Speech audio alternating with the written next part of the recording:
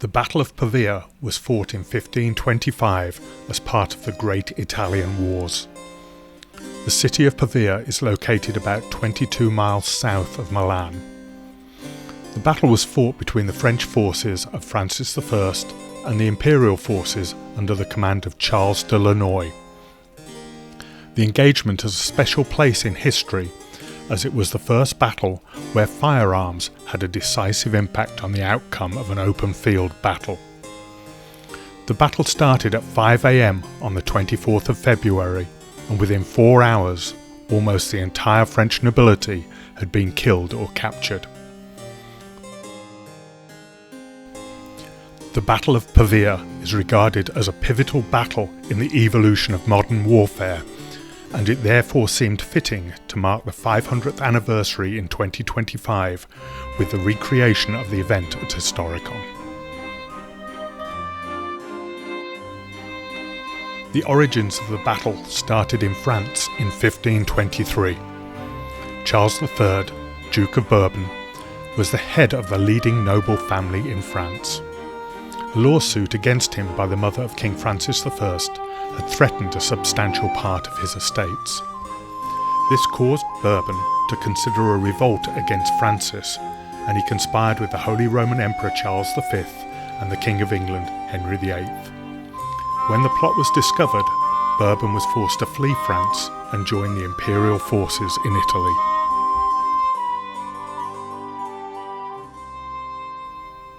In 1524, the imperial forces under Bourbon invaded the Provence region of France and laid siege to the port of Marseille.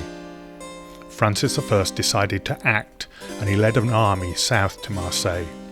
He forced the imperial forces to abandon the siege and retreat to Italy. The king pursued them. The imperial forces split, some taking refuge in the city of Pavia and some going further east to Lodi. On October the 28th, 1524, the French forces arrived at Pavia and laid siege to the city.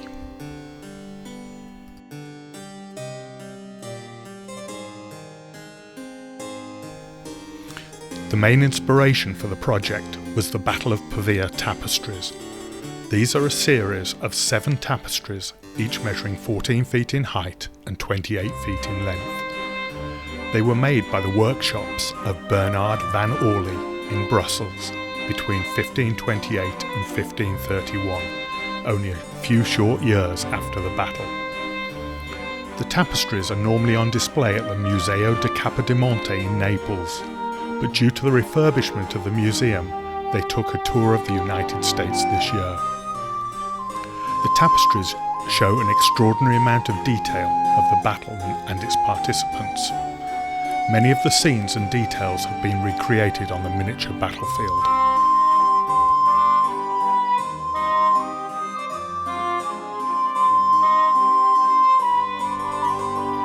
Other inspirations for the project include buildings that are still standing, such as one of the park gates, and the main house of the Castello Mirabello at the centre of the battlefield. Modern-day photos of the landscape reveal the astonishing flatness of the area. Even though the French surrounded Pavia on all sides, the majority of the battle took place north of the city in the Parco Vecchio. Parco Vecchio, or the Old Park, was a playground for the rich of Pavia.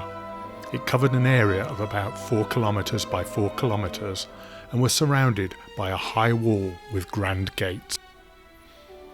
The Spanish forces had moved from Lodi to break the siege of Pavia and had camped east of the park, overlooked by the French artillery at Tor de Gallo. Running through the park was the Vernevolo stream. South of the grand house at Castello Mirabello, the stream was impassable and surrounded by marshy ground. This was made worse by the February rain. North of Mirabello, the stream was passable.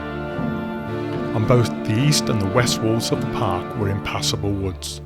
To the north of the park there was another wooded area which could be traversed by troops. East of the city of Pavia was an area known as the Five Chapels, where many of the Swiss troops hired by the French were based.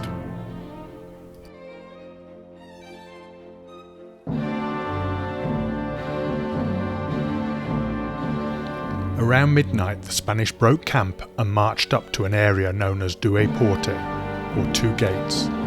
It is here that they broke through the wall to gain entrance to the park. It took them until 5 a.m. on the 24th of February to break through.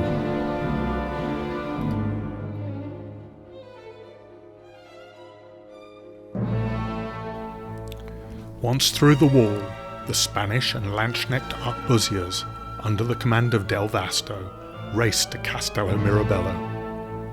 Once the French realised the imminent danger, light horse and Swiss pike from Tour de Gallo marched north to meet them. Also, the Spanish gendarmerie near Casa Repentita readied themselves for battle. It is at this point that the tabletop battle commences.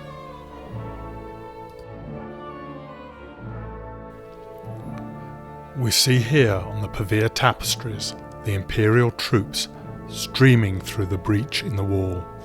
We also see the troops on the tabletop going through the hole.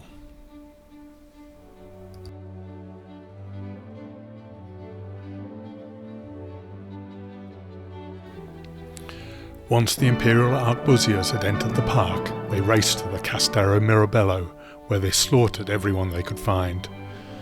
In the Pavia tapestry you can see the Castello Mirabello in the upper left-hand corner, and in the foreground you can see men, women and animals fleeing the area. On the tabletop you can again see the arquebusiers heading towards Castello Mirabello, led by Del Vasto, with a large ostrich on his flag.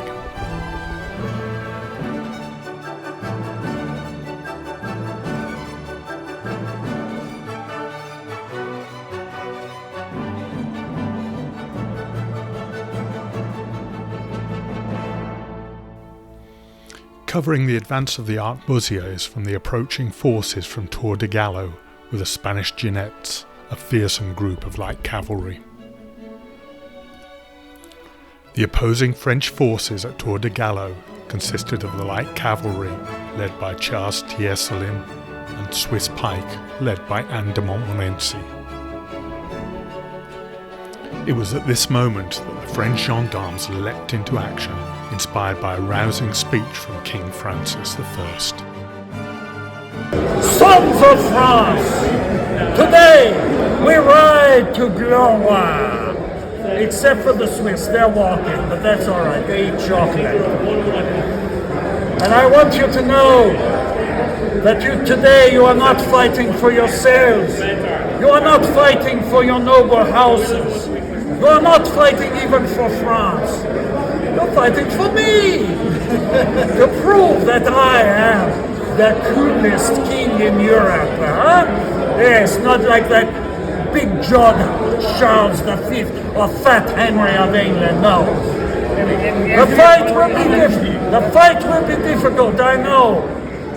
But when things are at their darkest and danger beckons, know that your king will be behind you every step of the way. Well behind. So, Saint-Denis et gloire! The French cavalry charged towards the Spanish infantry. Seeing the impossible situation, the Spanish heavy cavalry decided to intervene and sacrifice themselves. In the resulting fight, the gendarmes inflicted massive casualties on the Spanish knights, but the field was slowly turning to mud due to the wet February weather. Mud markers were laid down after each round of cavalry combat, which gradually reduced both movement and fighting capabilities. The French gendarmes' effectiveness gradually diminished, and their situation was not helped by having charged in front of their own artillery, rendering it ineffective.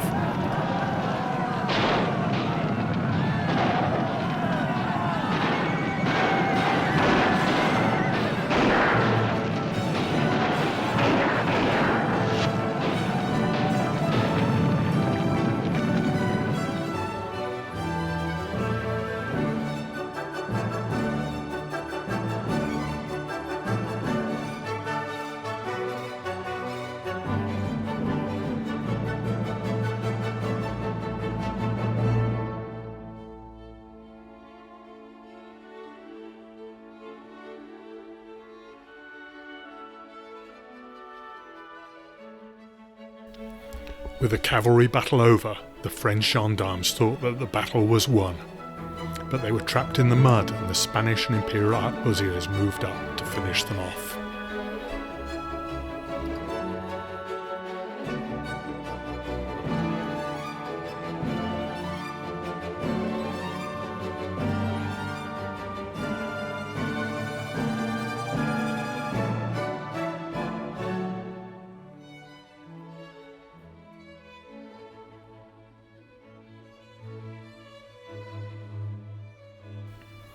In our battle, the slaughter was intense. The French commanders of the gendarmes, police and Bourbon were killed, and the King of France, Francis I, was captured, as in the actual battle.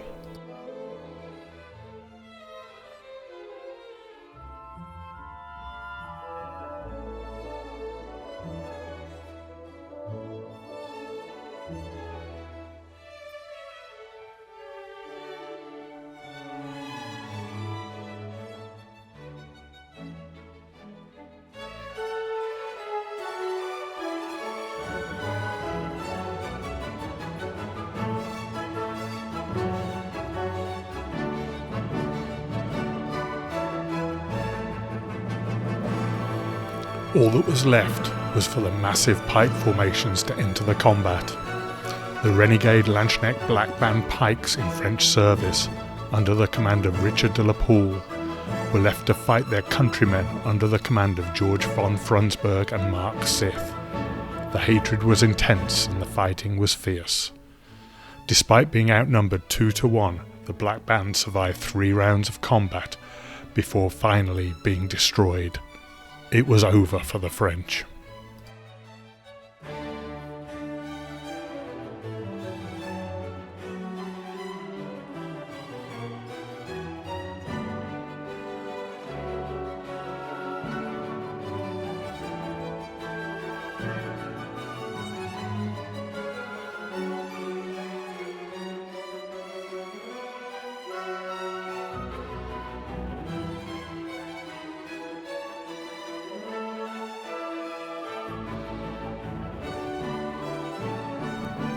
Over 8,000 French were killed, captured or wounded at Pavia.